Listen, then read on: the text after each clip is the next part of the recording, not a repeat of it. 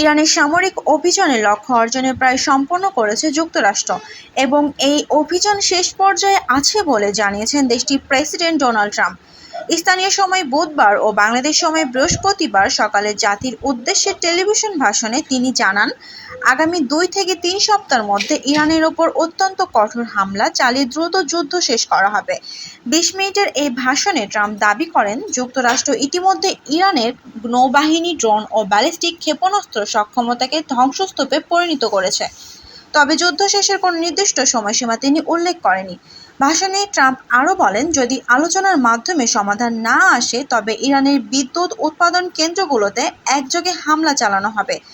যদিও এখনও ইরানের তেল খাতে আঘাত হানা হয়নি বলে উল্লেখ করেন তিনি। এদিকে হরমুজ প্রণালী ঘিরে উত্তেজনা অব্যাহত রয়েছে। ট্রাম্প তেল আমদানি নির্ভর দেশগুলোকে সাহস দেখিয়ে প্রণালীটি নিয়ন্ত্রণ নেওয়ার আহ্বান জানিয়েছেন। ইরানের হামলার কারণে গুরুত্বপূর্ণ এই নৌপথ কার্যত অচল হয়ে পড়েছে। ভাষণের আগে ব্রেন্ট ক্রুড তেলের দাম ব্যারেল প্রতি প্রায় $100 থাকলেও ভাষণের পর তা বেড়ে $105 পৌঁছায়, যা বৈশ্বিক বাজারে উদ্বেগ আরও বাড়িয়েছে।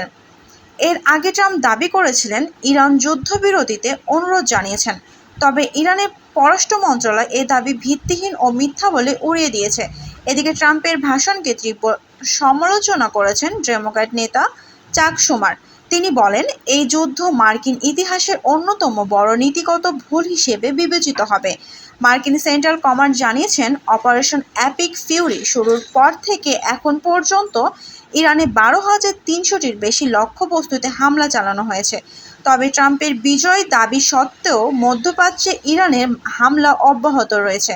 সংযুক্ত আরব আমিরাত ও কাতারেও ক্ষেপণাস্ত্র ও ড্রোন হামলার ঘটনা ঘটেছে।